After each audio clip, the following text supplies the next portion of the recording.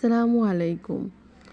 আজকে সকালে যে নাস্তাটা আমি বানিয়েছিলাম তাই আপনাদের সাথে শেয়ার করছি। আমি পেঁয়াজ, কাঁচামরিচ, ধনেপাতা কুচি, পাশাপাশি হলুদ, মরিচ, ধনে গুঁড়া, জিরে গুঁড়ো এবং লবণ নিয়ে একটু আদা রসুন বাটা দিয়ে ভালো করে মেখে তার মধ্যে একটা ডিম দিয়েছিলাম। তারপর আমি আটা দিয়ে একটা গোলা বানাবো পাতলা করে।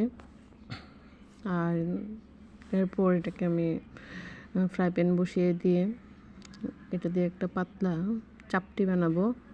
আর এই চাপটিটা খেতে দুর্দান্ত লাগে। আপনার ঘরে যদি কোনো তরকারি নাও থাকে, এভাবে যদি আপনি আটা দিয়ে এই চাপটিটা বানিয়ে নেন, তাহলে আপনার এটা দিয়েই হয়ে যাবে। আলাদা করে আর কোনো তরকারি কিংবা ভাজি কোনো কিছুরই প্রয়োজন হবে না। আর আমি একটু নেড়েচেড়ে ঘুরিয়ে নিচ্ছি যাতে করে চাপটিটা ছড়িয়ে পড়ে গোল হয়ে। আর এই তো আমি এভাবেও করে নিচ্ছি, চামচের নিচটা দিয়ে এভাবে ঘুরে নিলে আরও সুন্দর হয় দেখতে। সামান্য একটু যারা তেল দিয়ে খেতে পছন্দ করে, তেল কিংবা এমনিতে যারা পছন্দ করে, এইভাবেই আপনার রুটিটা চাপটিটা খেতে খুব ভালো লাগে খেতে। আর আমার ছেলেমেয়েরাও ওরা এই চাপটিটা দিলে খুবই পছন্দ করে। রুটি কিন্তু আমরা সবসময়ই খাই, কিন্তু ছুটির দিনে এভাবে বাসার মধ্যে যদি নাস্তাটা বানানো যায়, সবাই খুবই মন ভরে খেতে পারে, পছন্দ করে। আর বাতাসের জন্য আমি জ্বালানাটা বন্ধ করে রেখেছিলাম। বাতাসের কারণে গ্যাসটা বারবার নড়ছিল, আর রান্নাটা ঠিক করে করা যাচ্ছিল না। তারপর আবার জ্বালানাটা খুলে দিলাম। আর এই তো আমি রুটিগুলো ভেজে নিচ্ছি।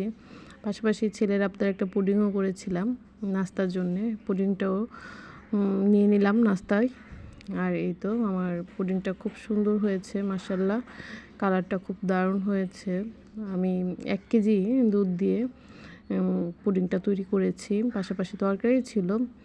ছেলে, মেয়ে, আমার হাজব্যান্ড তারা সবাই নাস্তায় বসে পড়েছে এবং পরিবারের সবাইকে এভাবে কিছু বানিয়ে একসাথে করে খাওয়াতে আমার খুবই ভালো লাগে। আর পরিবারে আর কি লাগে, সবাই একসাথে থাকলে, একসাথে সব কিছু শেয়ার করতে পারলে এতটুকুতেই যথেষ্ট, বেশি কিছু লাগে না। সবাই দোয়া রাখবেন, ভালো থাকবেন, আমাকে বেশি বেশি করে সাপোর্ট করবেন। আসসালামু আলাইকুম, আল্লাহ হাফেজ।